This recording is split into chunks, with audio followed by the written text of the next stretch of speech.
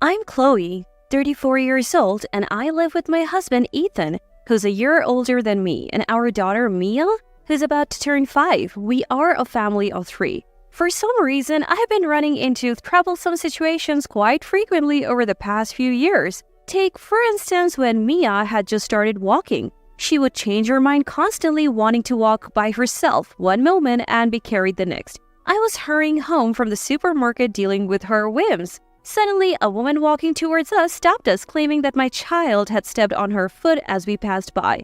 I was shocked and apologized, but the woman wasn't satisfied. She told me not to let my child walk alone if I couldn't control her.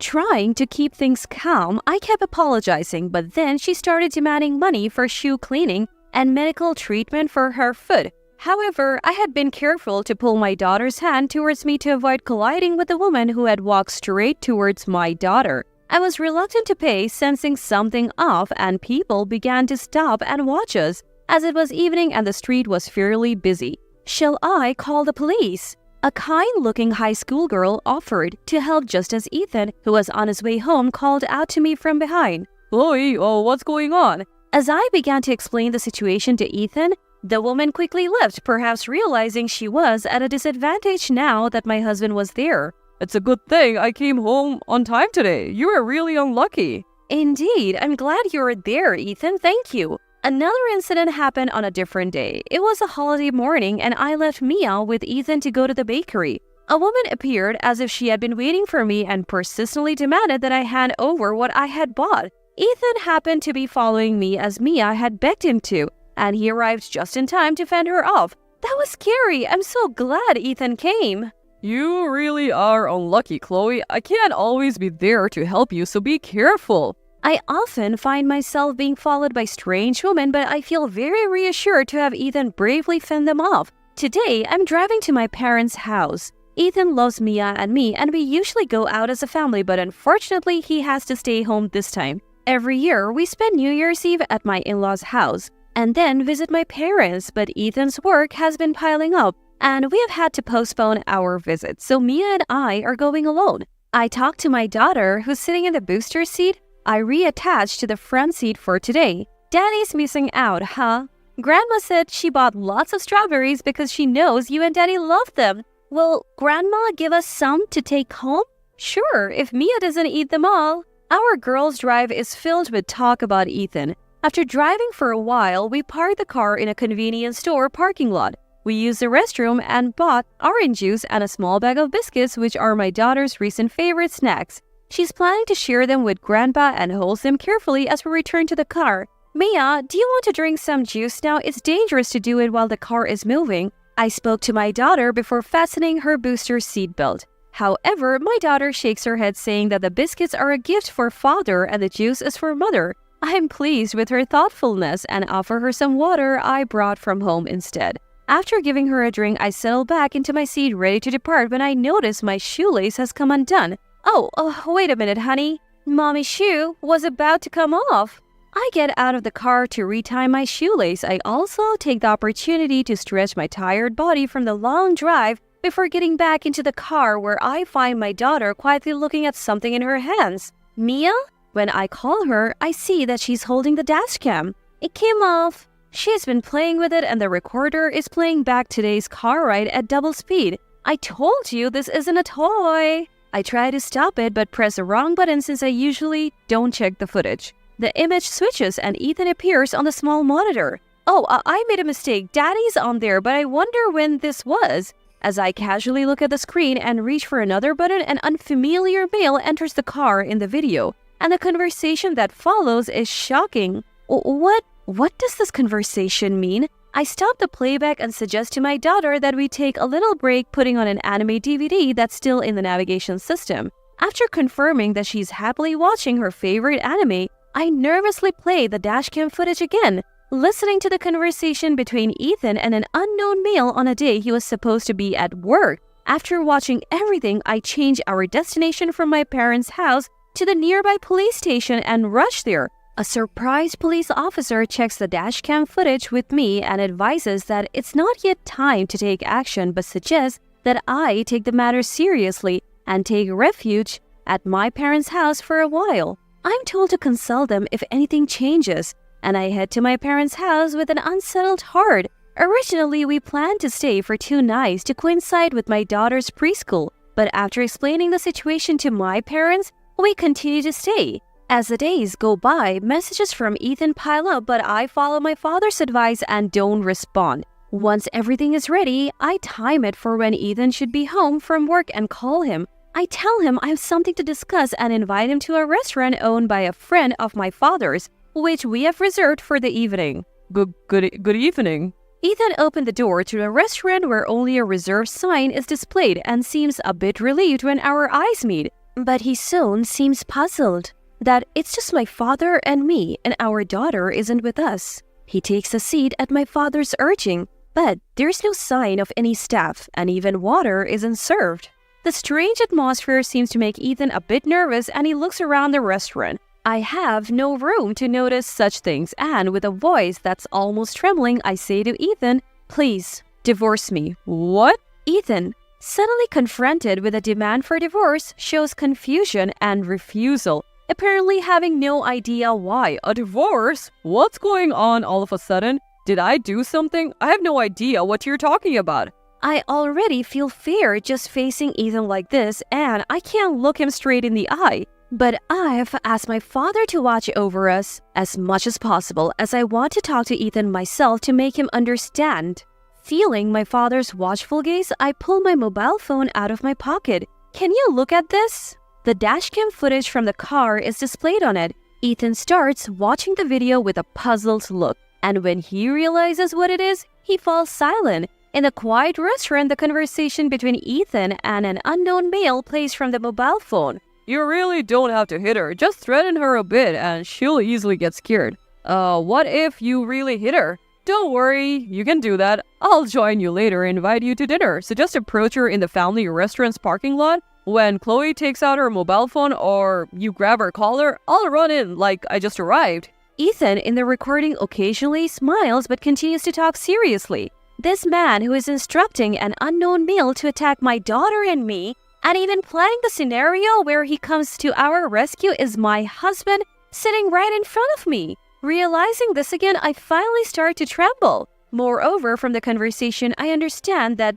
this wasn't the first time my husband had instructed someone to harass us. In fact, the strange women who had bothered us before were also sent by Ethan, all part of a scheme to raise his own stock by conveniently rescuing us in our time of need. Recently, we had started to get used to being harassed by women, even imitating Ethan's method of repelling them, so now he had sent a man to save us from even greater fear, apparently to further boost his reputation. From the footage, I knew that the plan was for the day we were to return from our visit, so we had been staying at my parents' house all this time. Ethan finishes watching the video in silence, then rests his chin on his hand deep in thought. Seeing that he doesn't move, my father quietly opens his mouth. Do you have anything to say? Then Ethan slowly lifts his face and lets out a thin sigh. Chloe, what are you trying to do by creating this video? Father-in-law, this is a fabrication. The voice does sound like mine, but I don't know this man, and the content is baseless.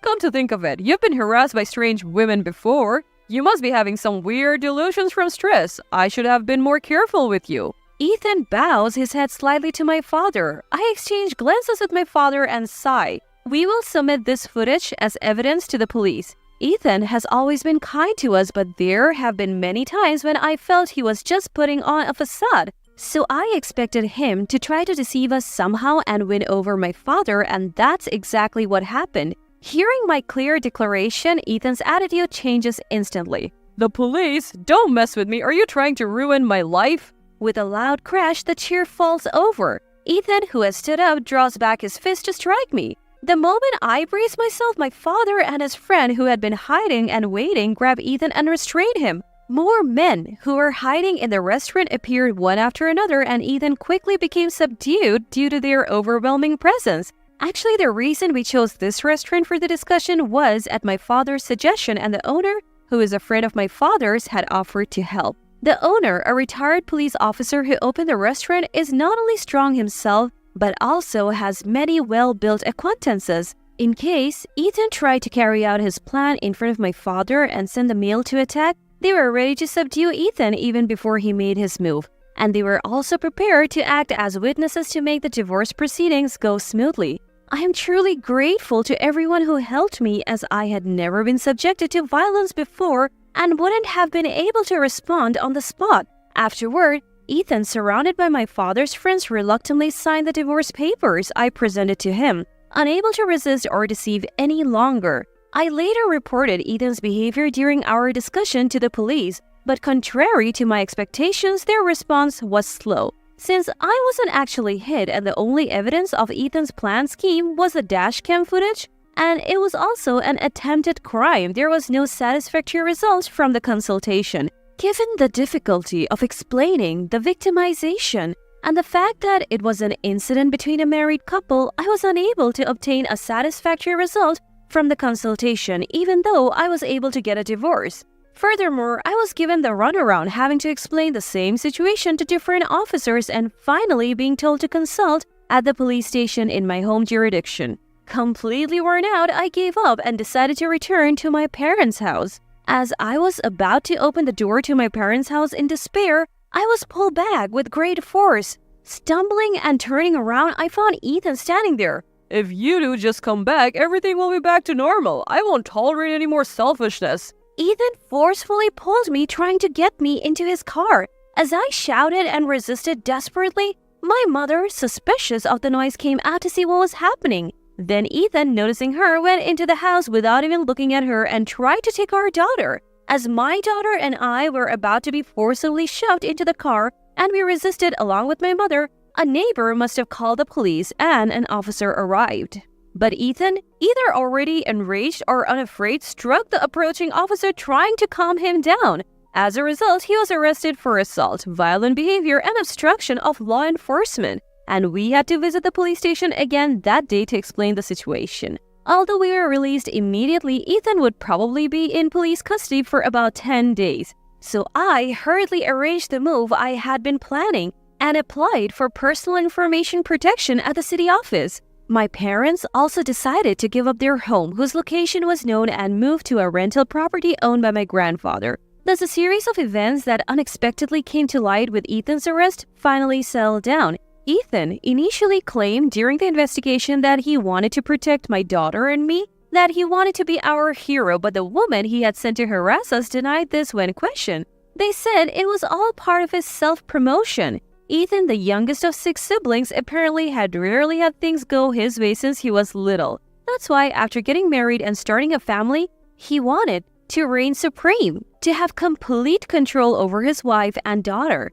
In the end, all the talk of being a hero was just lip service. He was only thinking about creating an image of himself as a protector, someone his family could rely on. His real goal was to control us by saying he would protect us, so we should obey him. Even his kindness to my daughter and me was all just to boost how others saw him. There was no love for us, just a terrifying realization that we were merely props in his performance. Now I truly feel relieved that I have gotten away from him. Ethan was later only found guilty of obstructing official duties, although I was dissatisfied that only the charge against the police officer was acknowledged. In the end, Ethan was arrested, so there was no one else to tell. Then a father's friend said, What if the husband had intended to harm his wife and children, not just kidnap them? We couldn't get any cooperation in advance, but what if the children had been taken away because we were late this time? What if another incident occurred while we were passing the buck? Are we going to ignore something that could be prevented if no actual harm has occurred? Thanks to the warning to the active junior police officers, I feel a bit better now. Now my daughter and I are free from strange women, starting fresh and enjoying our life as a mother and daughter in a new place. My daughter seems to think that Ethan is just staying at the old house because he's busy with work, but when she's older, I plan to tell her about the divorce, keeping the details hidden. Peaceful days without the ex-husband knowing our information? The days ahead with my daughter will surely be wonderful.